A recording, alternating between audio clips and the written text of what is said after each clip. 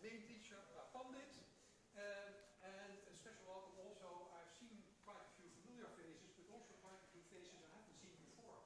Could people who are here for the first time raise their hand? See, that's what I thought. A lot of newcomers. Well, special word of welcome to the people who are here for the first time. I hope you'll like it. I am quite sure you will learn something about Buddhism from our teacher, and maybe you can make a few new friends as well. So without further ado, you have all seen the program on Meetup, Facebook, website. I'll give the floor to Pandit to lead us to the evening.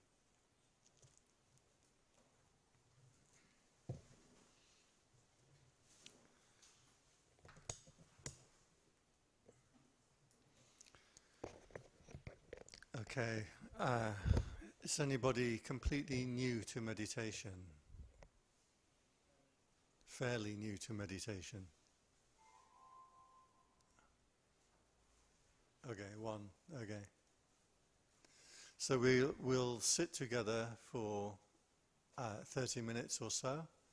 I'll give a few basic instructions for people who are new, and then a few other hints and tips that you can try or not try.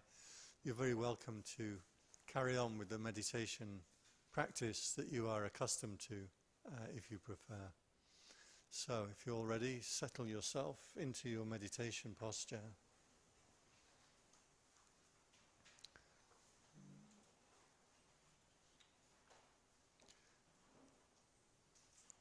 Any way that you can sit is okay.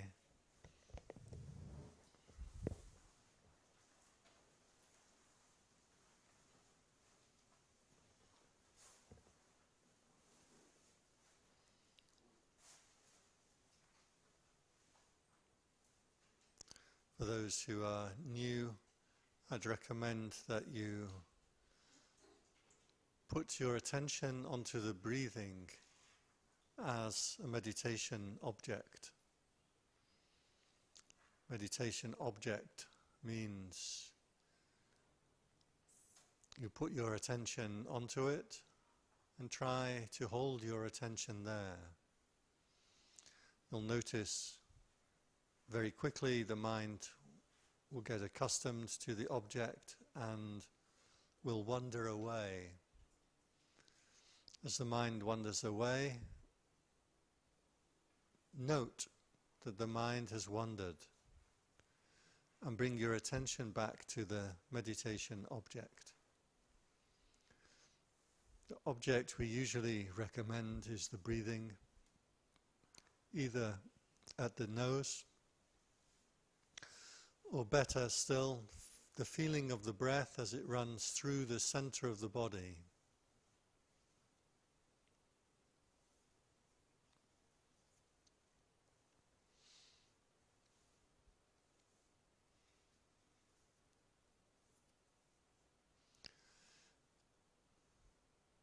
The breath is a neutral object. It's not exciting, it's not unpleasant. It's a neutral sensation. Putting our attention onto a neutral sensation helps to bring the mind to a calm and a peaceful place. However, your mind will seek excitement, will seek something interesting to play with, to entertain itself. Try to note this tendency of the mind to seek entertainment, to seek something interesting to think about, to imagine, to remember, to plan. This seeking is a form of attachment, compels you into action, into thought. So try to note or be aware of this continual seeking in the mind. Train yourself, breath by breath, to return the attention to your meditation object.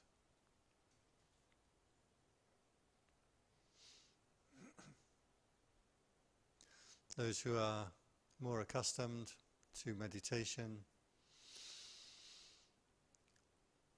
try to note when the mind is present and the mind is not present. By not present means you have got lost or caught in some line of thinking, remembering something, planning something, wanting something, conversations with people, or you've become caught in sounds and feelings around you, and your attention is wandering out to those things. When your attention is lost, you have no self-awareness. This can continue for 5 minutes, 10 minutes, 20 minutes, before you suddenly realize, wasn't I meditating? At that moment, your awareness has returned, self-awareness, self-knowing. Try to note the difference between when this self-knowing, self-awareness, in Thai is rutua, know yourself, and when it is not there, when you are lost. The difference between the present mind and the lost or the caught mind is what we are trying to pinpoint in meditation. If it becomes clear when the self-knowing is there and when it's not, you can just use this knowing as your meditation object. The breath is only there to use as a handrail or a guide. If you know the difference between being present and not being present, that can be your meditation object. Patiently apply yourself, one breath at a time. 1 time, 10 times, 100 times, 1,000 times, lifetime. Meditation is an ongoing process. It's not something that you learn to do and then you just do it. Like running. You just start running and then you can do it. Meditation is always going to be a challenge. It's always going to be more layers to uncover, more inner states to discover.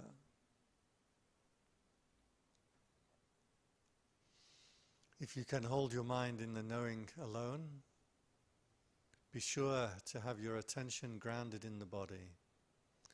You may feel the body become large or small. You may experience the body as bright or as clear. You may experience that energy that runs through the center of the body. Your mind may coalesce and come together, become very still and purified. Recognize these experiences when they arise. They're indicators you're practicing in the right way. But if they do not arise, don't be discouraged. As a meditator, you will have to spend months, years sometimes, dealing with sticky states of mind, dealing with desire, dealing with sleepiness, dealing with boredom. All of these things are part of the joys of being a meditator. So try to approach each meditation as a new experience, beginner's mind.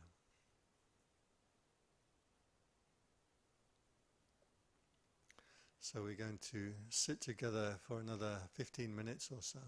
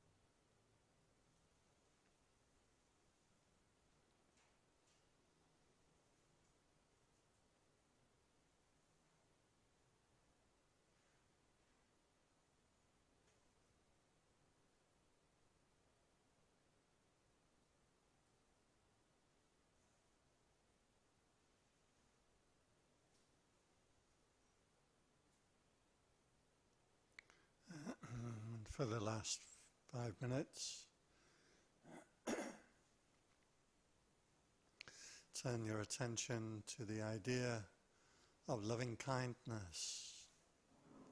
Try to generate in the mind any way that you can the thought, the feeling, the impression of universal loving kindness, a well-wishing for all world beings.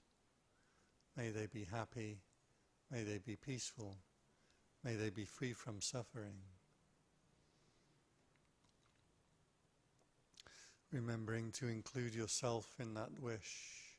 May I be happy, may I be peaceful, may I be free from suffering. Radiating out from this room here, offering the loving kindness of all the people here to those beings who you know, you respect, to whom you are grateful.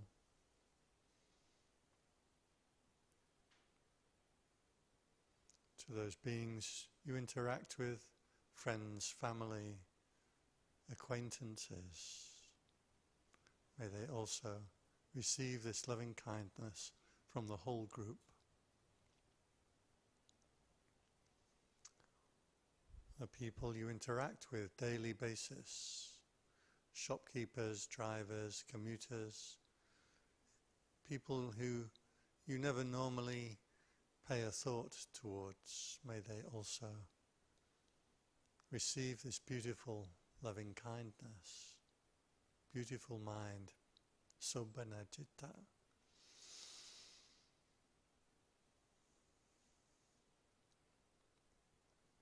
The people who have hurt you or abused you without thinking of the things that they've done, may they also receive this loving kindness.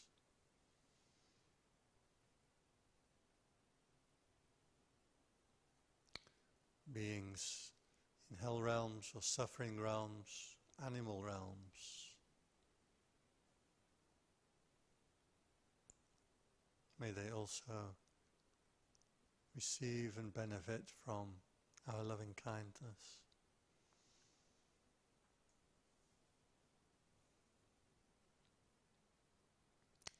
To all beings everywhere, in every state, the seen, the unseen, the near or far away. May all beings be happy and peaceful, free from suffering. Call into mind this beautiful mind state.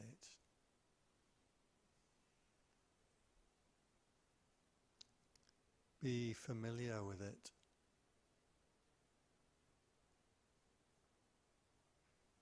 Make it familiar, bring it close.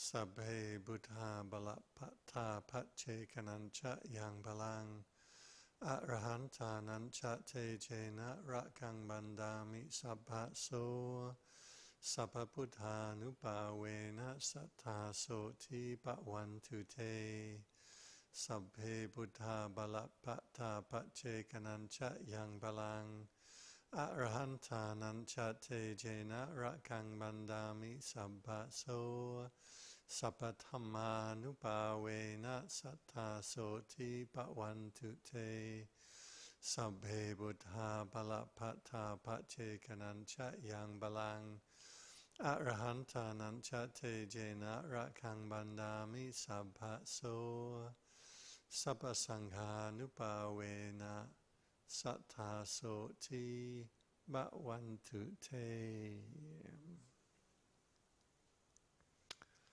So, relax your posture.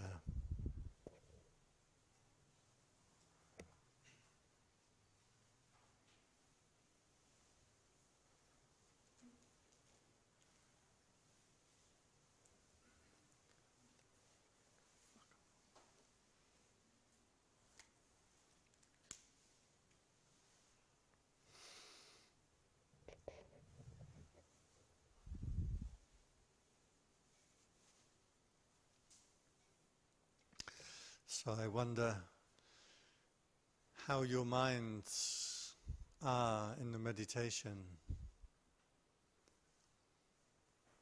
Does the mind wander around a lot? Do you find yourself suddenly being aware that you've been thinking for 5 minutes, 10 minutes? Do thoughts come up and compel you to follow them? This compulsion of thinking is what causes stress. The more your thoughts are able to compel you, to draw you in and get your attention, the less you have control of yourself, and the more your thoughts are in control of you.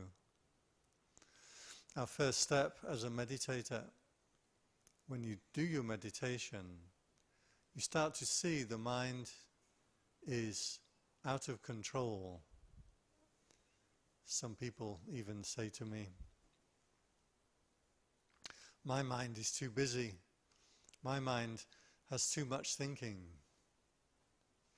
But in fact, this is the mind that you have the whole time.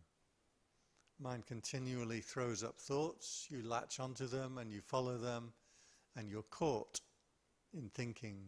And thinking will always follow your wanting. It's almost the same thing.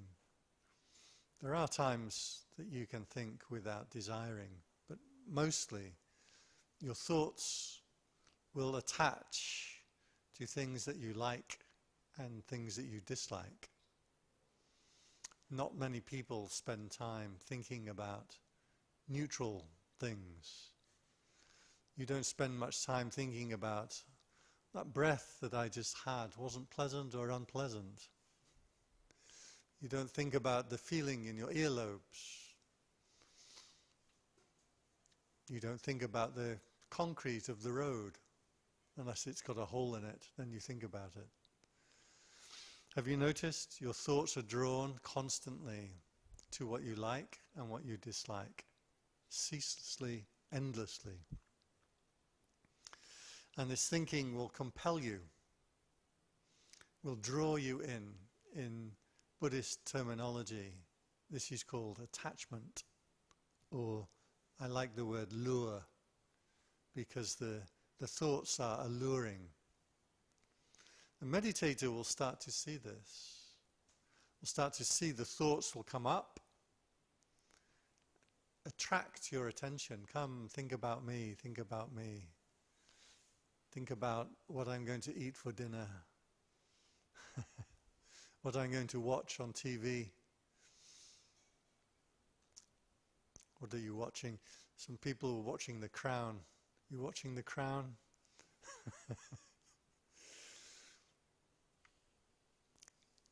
Gets into your mind, and then you start to get drawn into it. You think about it. Think about what you want to get. In fact, according to Buddhism, I'll talk more about this next week, but if you have a depressive nature, you will tend to think more about the past. And when you think about the past, you think about what you disliked in the past. Things that happened that cause you stress or turmoil. So you ruminate, you go over it. This person said something to me. This person blamed me for something that I didn't do. This illness occurred to me, this bad luck occurred to me, this accident occurred to me. You tend to think about the things that you dislike when you look into the past. Some people are future orientated and they like to think about what's going to happen. And they usually think about what they want to get. What I want to get tomorrow, what I want to eat, where I want to go for holiday, what I want to buy. All with the idea that if I get that thing, then I'll be happy. Of course, as soon as you get that thing, happiness is not there. You're already thinking about the next thing. So the meditator should start to become aware of this mind, of thoughts and feelings that come up and have a lure, of attraction to draw you in. That compulsion into the thinking, dreaming, wanting, wandering, suffering, that's you out of control. That is, your thinking has become in control of you rather than you in control of your thinking. Now, a non-meditator will not know or understand the difference between me and my thoughts. When a thought occurs, I want this or I don't like that, you believe it. You think this is me. But as you will have experienced in the meditation, in fact the thoughts are not you. They come up unbidden. They rattle around your head. This is why you can say to yourself, watch the breath and only the breath for the next 30 minutes. I'm going to be peaceful. I'm going to be at ease. I'm going to be mindful. And your mind has other ideas. It wants to think about a new pair of shoes you're going to buy tomorrow, or the holiday you're going to go on, or how you're going to get your next visa.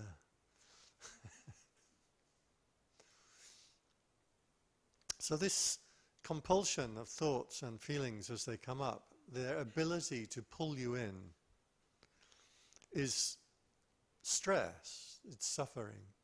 It's you not being in control of your own mind.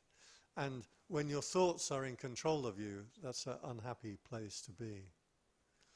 Most people won't experience this. These are my thoughts, my feelings. That's how it must be. The meditator learns to separate. If you experience this in meditation, the thoughts come up, the feelings come up, arise unbidden. Sometimes you can reflect on it, like, where did that thought come from? I had a terrific thought the other couple of days ago in meditation. Really good thought. It was so good that I interrupted my meditation. My room is very small. And my computer is next to where I meditate. Everything is next because it's only very small. And the thought had come up that was so important that I turned around and Googled it. And then I forgot about it and I carried on with my meditation, and then my bell goes. Usually 2 hours is my one session of meditation. And then I get up, I shake down and go to the bathroom. I come back to the computer and I see this thought that I'd Googled halfway through my meditation. I'm like, do you know what it was? Do you know the animal, the tapir, with the big long nose? It's like a large pig, has a big long nose. It's kind of a very goofy looking animal. You know what I'd Googled? Is it legal to own a tapir in the United Kingdom?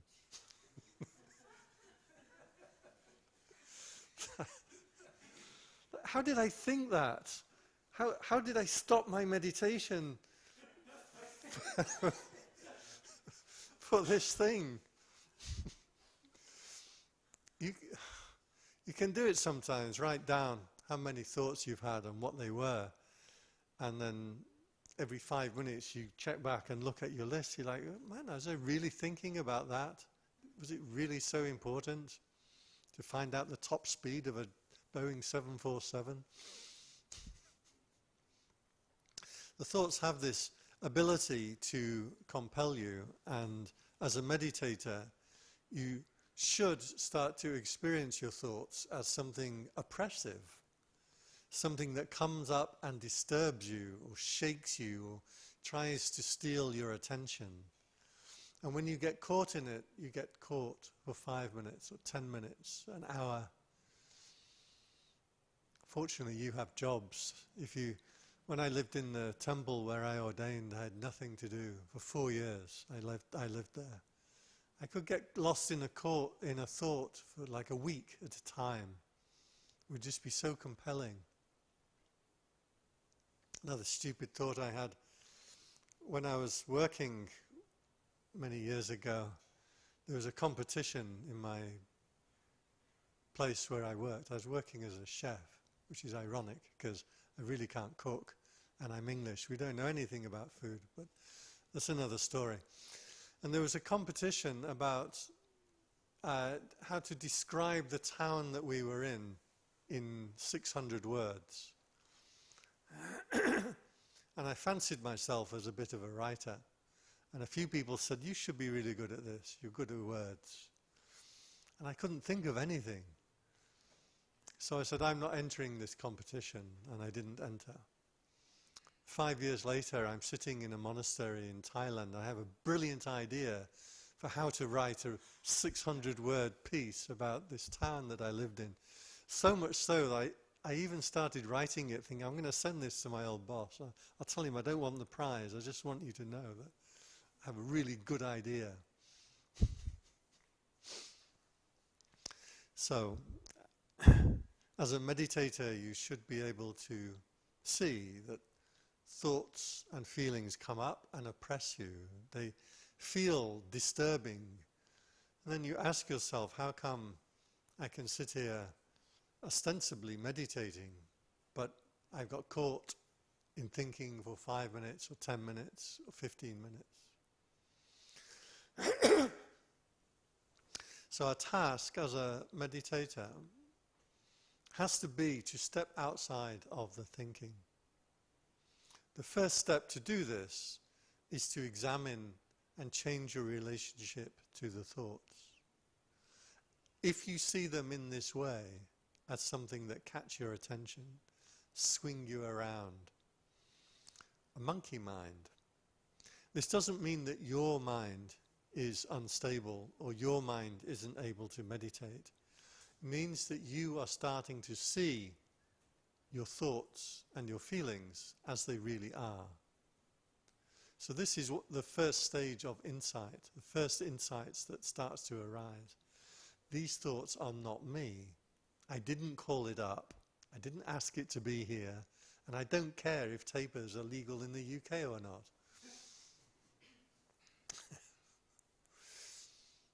That's the first insight that a meditator should start to get.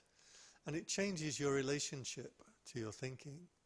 After a while, you start to get this desire to know, well, what is it like when I don't have my thoughts pulling me around? Then all kinds of interesting things start to happen.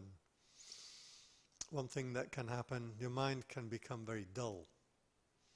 Because your attention is on the breath or the rising and falling of the abdomen or another meditation object. The meditation object is boring and repetitive, so your mind can become bored and dull. This also is a trap.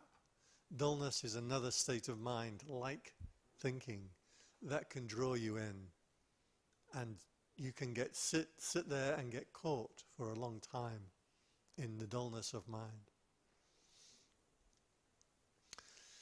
The mind can get caught in disliking, in anger. Anger has a powerful side to it. It feels like it empowers you. It feels like it builds you up, makes you stronger. This is where the Incredible Hulk comes from. If ever you've seen the Incredible Hulk, when he gets angry and he grows up, gets huge and green and furious and starts bashing everybody's heads in, and then all of his clothes break off except conveniently a little bit around his groin. And then I really like the part in the Incredible Hulk when he starts to lose his anger and he finds a quiet alley to sit in and starts breathing, and you see it written on his face like maybe it wasn't so important after all, and then he slowly shrinks. I really like that moment for some reason. These stories are written because they reflect they reflect our actual experience. When you start to feel angry, it empowers you. It makes you feel invincible. That's why people get fights, when they go out to pubs and get drunk, and suddenly they can feel invincible, like the Incredible Hulk.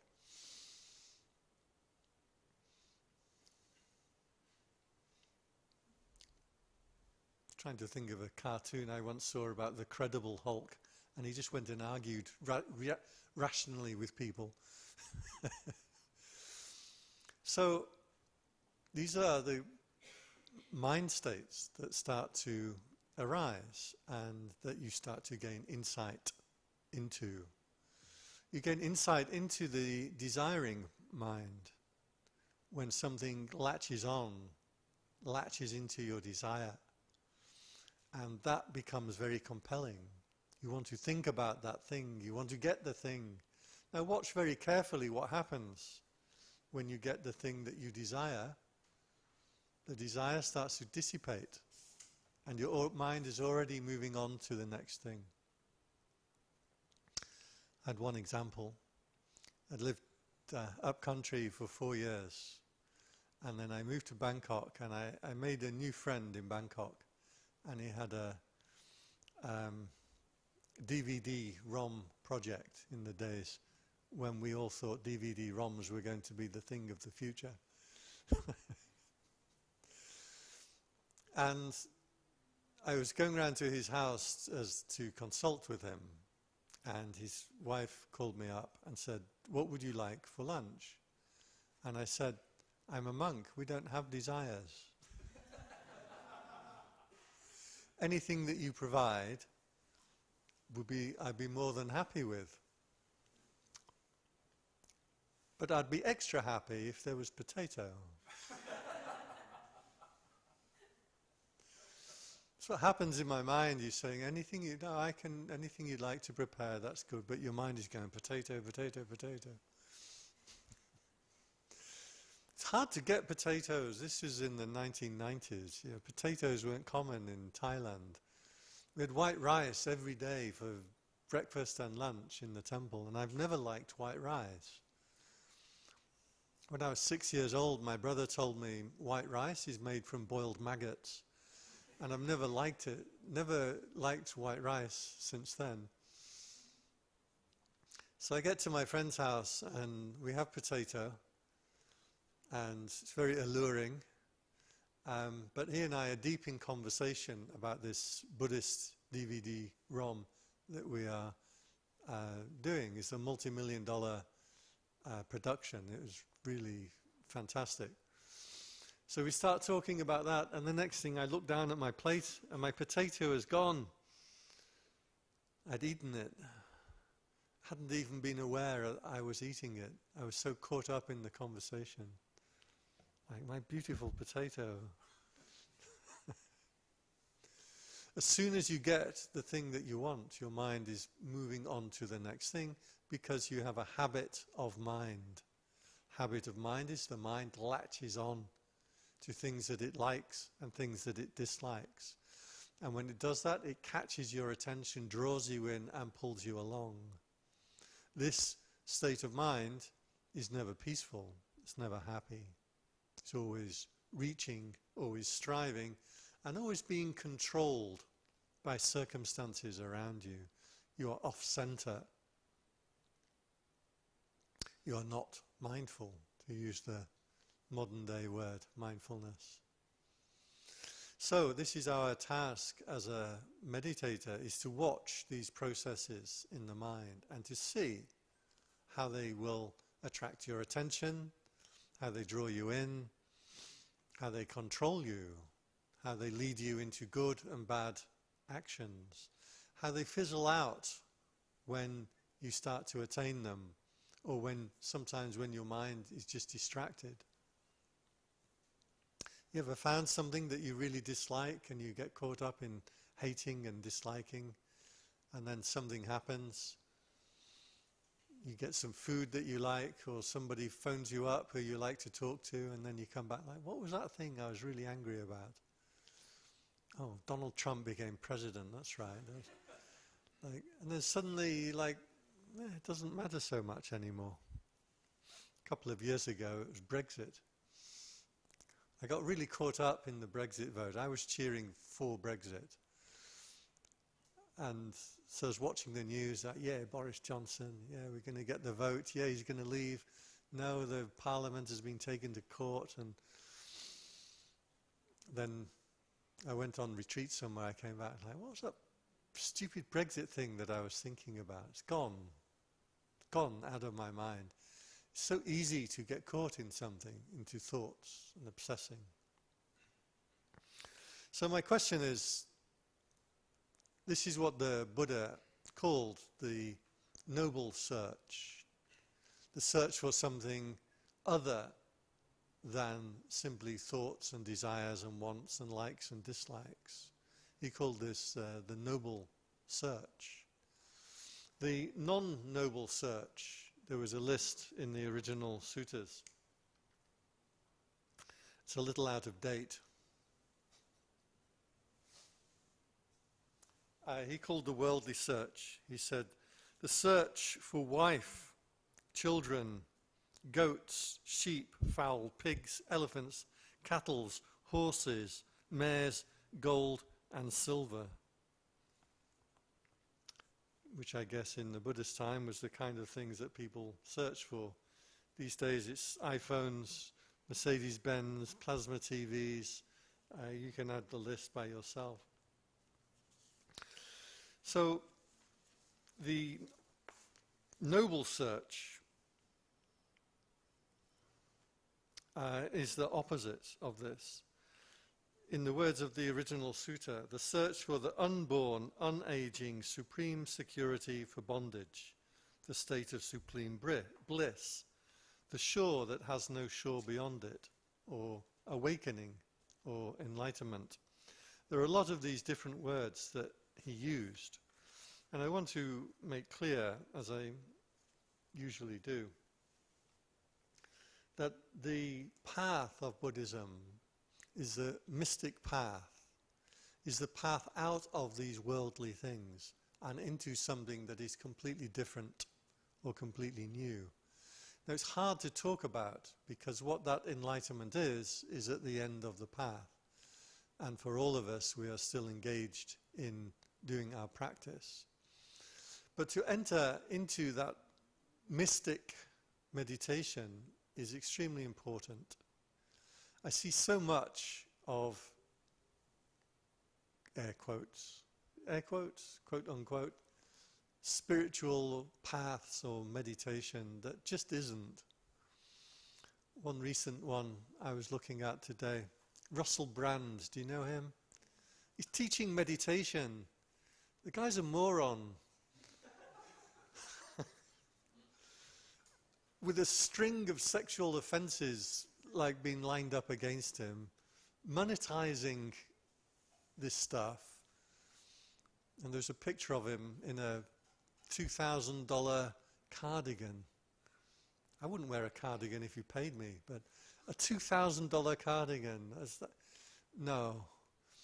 And what he's teaching is not, I mean, his meditation, I guess. You can say he's focused on your breath, but because the goal is difficult to talk about, enlightenment, it's difficult to talk about and difficult to understand, we trade it for lesser goals.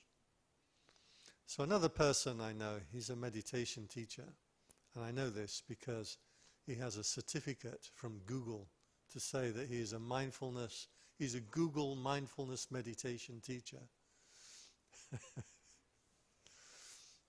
Google were quite big on mindfulness for a while. I'm not sure if they're still doing it. They were also big on ping pong. They had ping pong tables in their offices to try and help people with their creativity. And he was talking about how this person was talking about how we allow thoughts from the past to come in and control us, and we should rise up and know that blah, blah, blah, blah, blah. And it was pseudo-psychology. I don't want to say nonsense, but that's what I would say if I wasn't polite. And this is pseudo-psychology. I've trained in psychology. I know what proper psychology is. And this is kind of like self-help, New Age, inspirational quote kind of psychology, which is fine, but it's not Buddhism. It's not connected with the goal of enlightenment that the Buddha and other saints and sages were teaching about.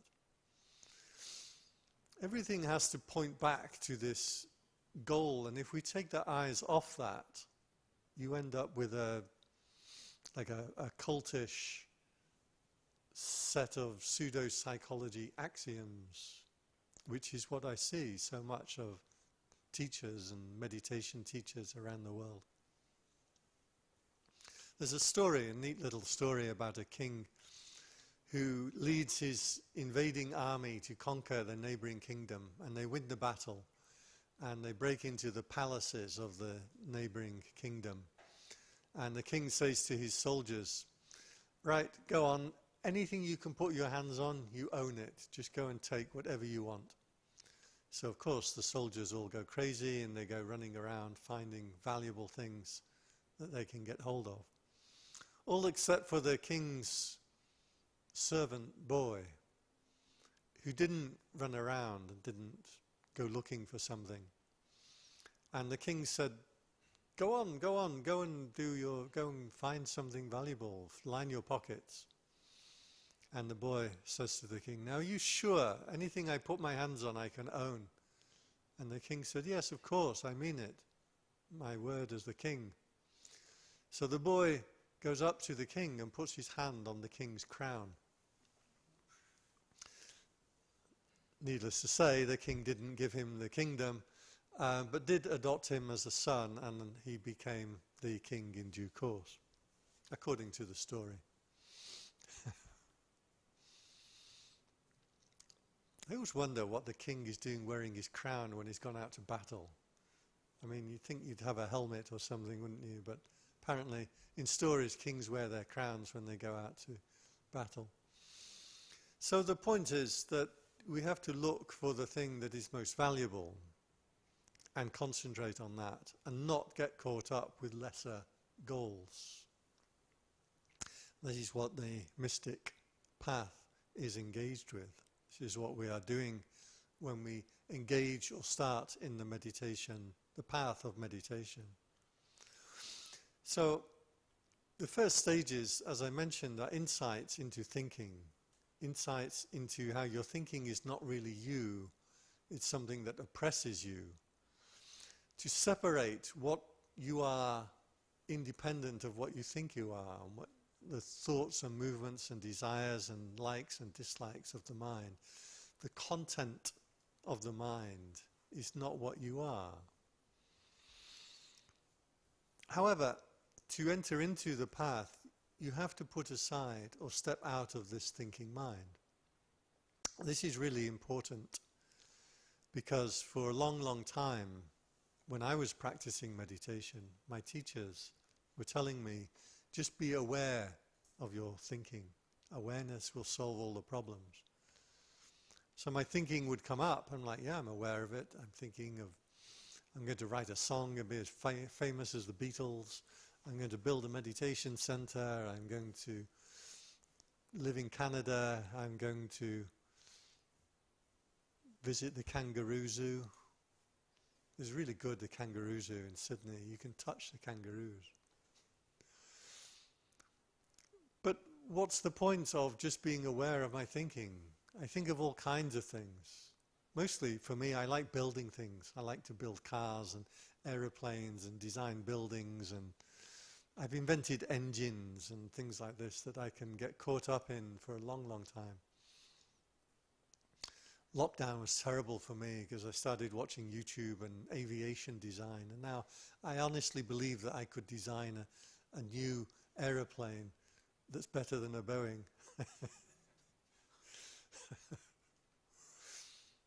To watch my thoughts, isn't the path of meditation? And for so many years, I followed these teachers who said, just be aware of your thinking. And I have to tell you, it's incorrect. It took me so long to really learn and understand this. You have to step outside of that thinking mind. of the ordinary mind. Otherwise, you never go beyond it.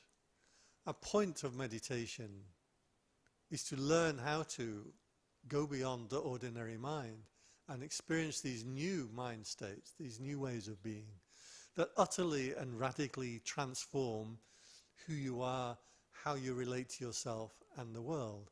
They transform your relationship to death, to dying. It's actually quite important in Buddhism. Reflection on death and dying. Marana sati, mindfulness of death or your own mortality. If you put aside the thinking, you know the place where the thinking stops. There are a number of ways into this mind. You can find the gap between the thoughts and stay there. You can even stay there in the gap between the thoughts, even while the thoughts are moving. It's very interesting. You find that still point. That is one way in. Another way in, typically used in Thailand and Burma, is noting. So when a thought comes up into your conscious attention, you note thinking. And this breaks you from being involved in the thought. Then something else will come up into your attention, and you note, okay, hearing, feeling, pain. Sometimes you can get detailed in your noting, like memory, or planning. But usually keeping it simple is better. As you do this process, it starts to separate you from the content of the mind. As you separate from the content of the mind itself starts to reveal itself. Consciousness of consciousness, or awareness of awareness. This experience that starts to arise becomes very clear. A clarity arises in the mind, in conscious experience, that is not like other experiences. Other experiences, when you're clear, usually mean that you're excited. If you're jumping out of an aeroplane with a parachute, hopefully with a parachute. That, I trust, I hope, will sharpen your mind. You'll be fairly bright and clear when you do it, but you are caught up in an activity. The brightness of mind that arises when you are not engaged in any activity is free from thinking, even if thinking still occurs in the background. One description in the suttas is like a river that is frozen over. When you go onto that frozen river, you can stand on it and walk around, but you can still sense the water flowing underneath. In the same way, you can step out of the mind knowing that there are still some thoughts kind of flowing there in the background, but you are no longer concerned with them. This awareness then that starts to arise is very bright and very clear, and you know it as you yourself, not a self as in an ego, not a self as in your past or your future or your wants and your desires, but just the life force itself purified. The experiencing of this purified consciousness is the goal of meditation. The Buddha was asked, "What is the path that you teach?" He said, "My path that I teach is 3 things. Refrain from doing evil, practice what is good or wholesome, and purify the mind." These were the 3 things. Refraining from evil means bad deeds. Practicing what is wholesome is kusala, or in Thai, gutson. So there are things that are kusala that might not be considered normally good things, but things like mindfulness or meditation or metta meditation, loving kindness. These are wholesome states of mind that you can generate. This is why we did the loving kindness meditation. If you want to have these beautiful states of mind, you have to take time to deliberately arouse them and generate them, hold on to them, appreciate them, nurture them. so that they're easy to arise again in the future. The Buddha described it as like a mother with her child. The mother may do all kinds of different things. She may go to work, she may drive, she may be doing things, but her mind is never very far from the child, or very quickly snap to the child. So too, we practice these states of mind deliberately so that it's easy for them to snap into place, especially when you need them.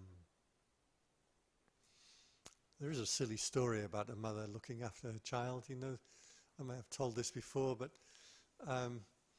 this woman, she had a baby, a newborn infant, and she had a 5-year-old.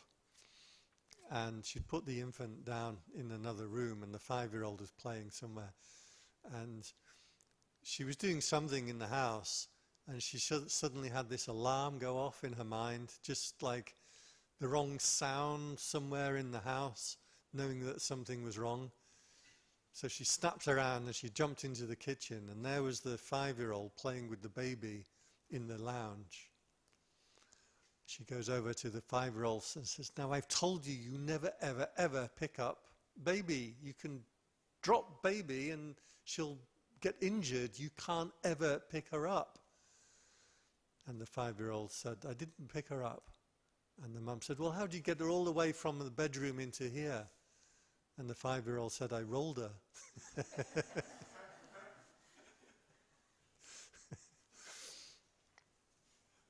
Anyway, like a mother remembers her child, so too we remember these positive mind states. So positive mind states have a part in Buddhism, but the third part, the purification of the mind, this is what the mystic path was all about.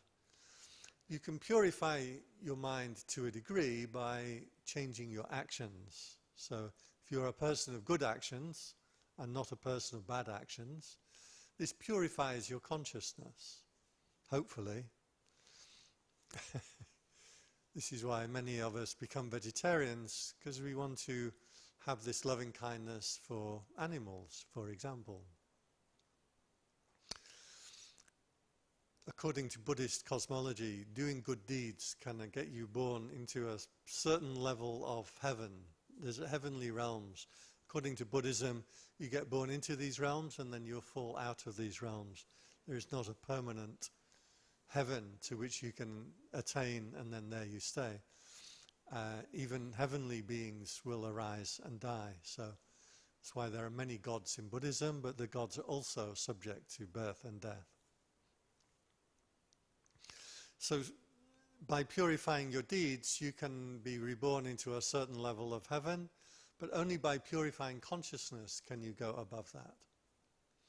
This purified consciousness is what we can experience in meditation. If you are an ardent or a practiced meditator, the mind will coalesce, will come together. The Buddha's own word was the mind, or the citta, gathers inwardly, becomes centered, unified and purified. As it does so, it gets piti, rapture. It's translated as rapture. I practiced for many years waiting for my rapture, but I misunderstood the meaning of the word rapture. I thought rapture is like a religious ecstasy where I start singing and dancing and I see flowers coming out of people's brains, and was what I thought rapture was. But it was a long time before I learned. It's actually a feeling of energization in the body. And it's very pleasant, but it's not like potato or marmite on potato. Do you eat marmite? I was very proud. One prayer here, sitting at the back of the room, just before she's giving me a lift here, she said, "I'm going to go home to eat my marmite." It's like, yeah. Pleasant feeling comes from sense contact. Something nice to eat, to smell, to touch, to feel.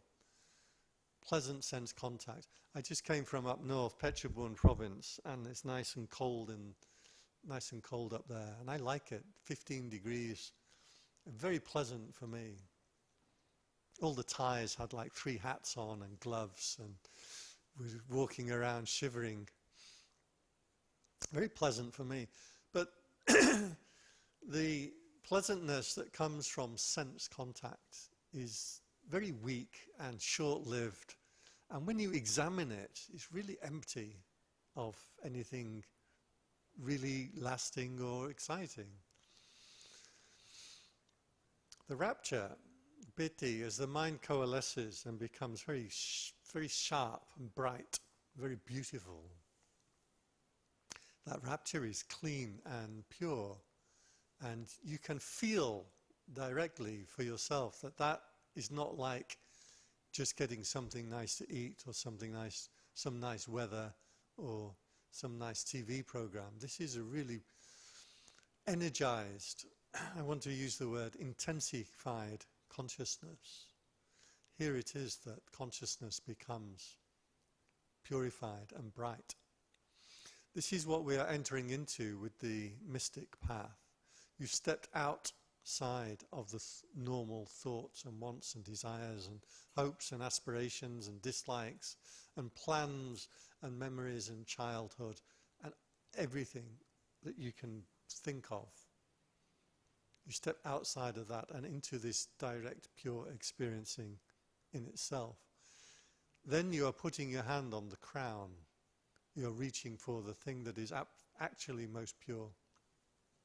It starts to afford you insights that come automatically, but we are out of time to go further into that.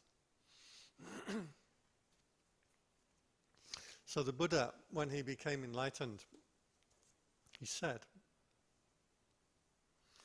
the Dharma, this also is in the Arya Pariyesana Sutta, the sutta on the noble search.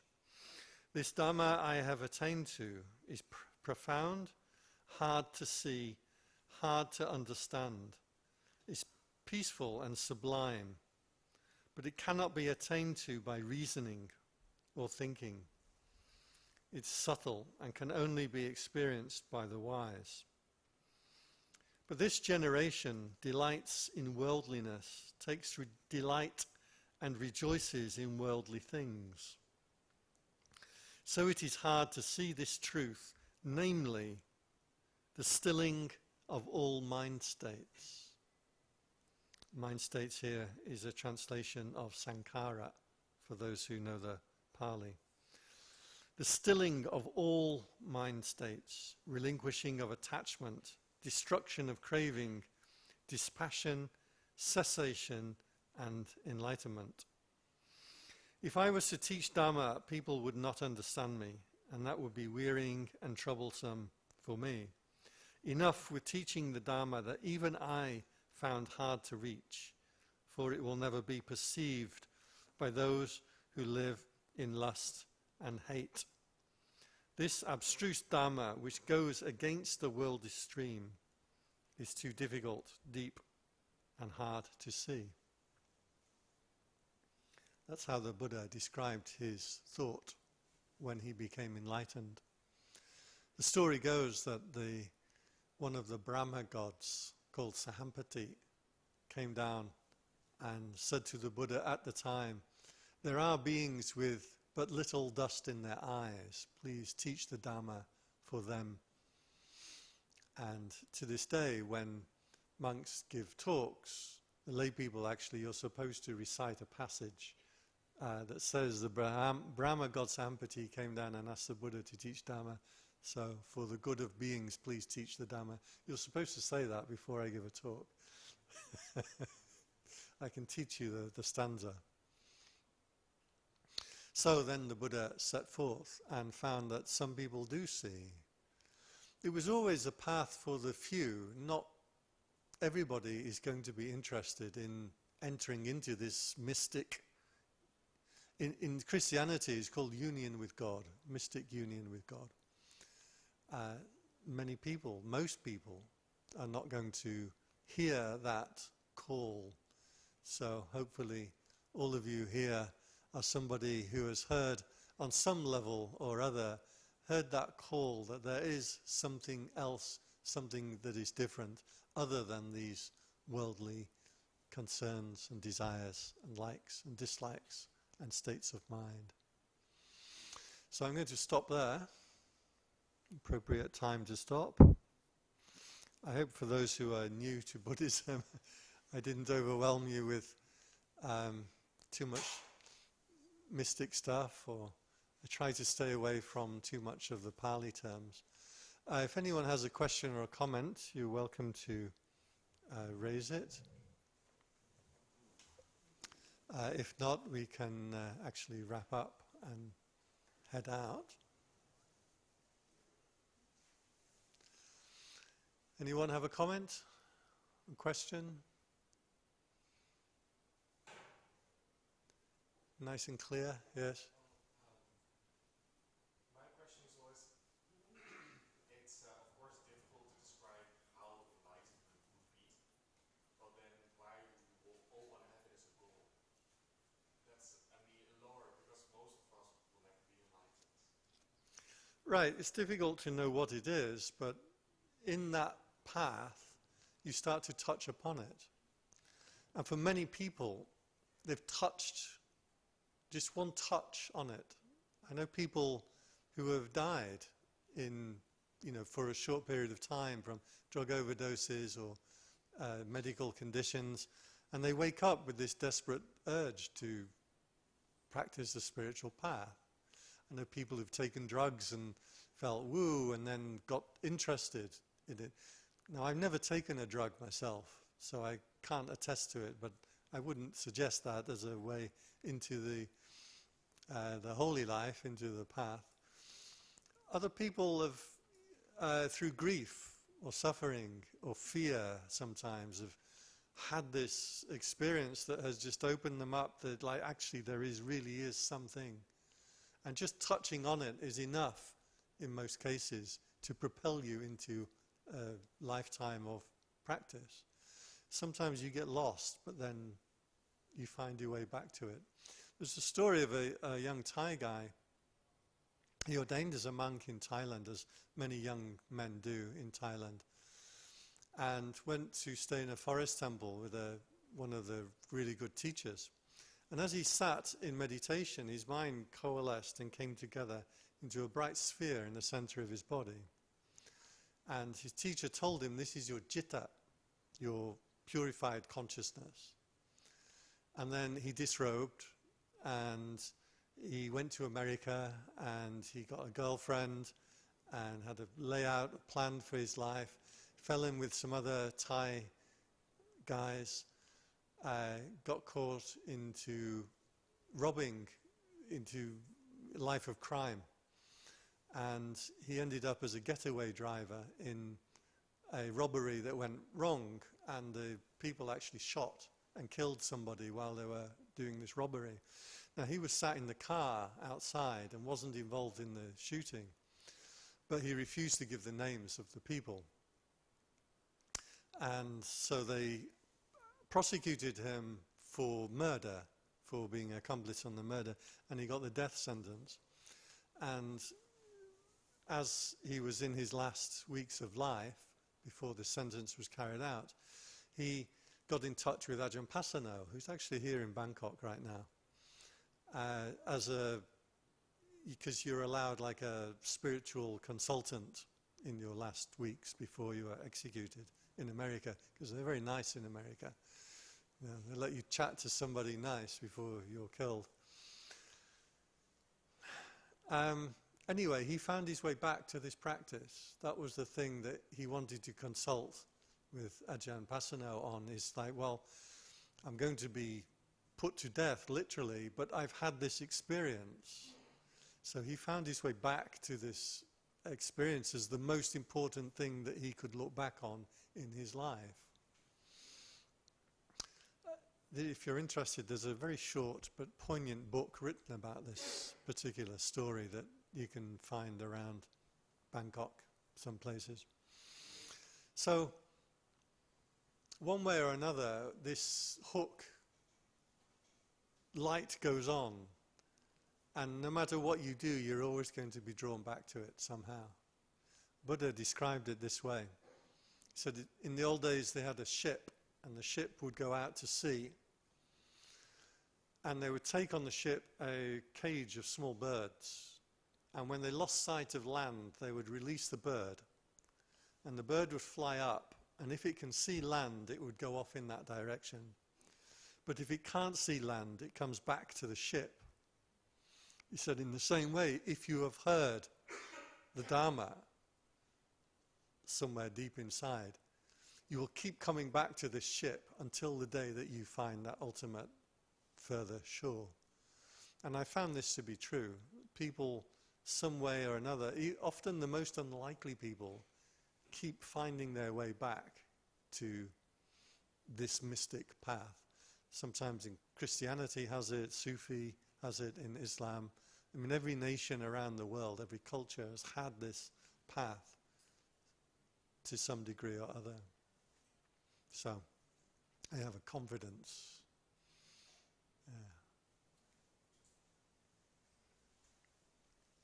One last question, and then we can wrap up for the evening.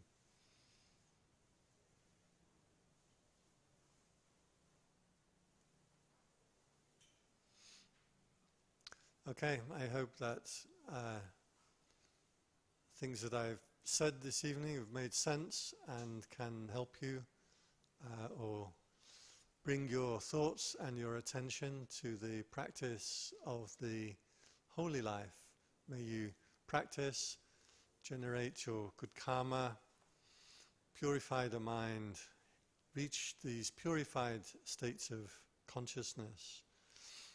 May the things that you seek, if they are in the way of Dhamma, be easily attained for you, and may the obstacles that you experience be easily vanquished.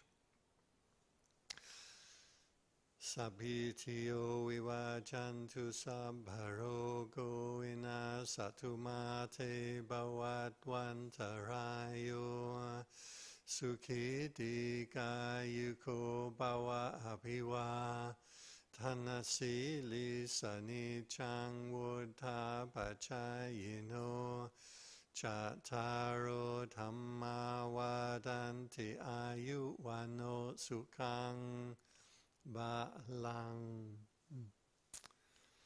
Okay, so call it the session to an end there. I'm still going to be around if anybody wants to have a quick chat or a quick question, but we will end the session there.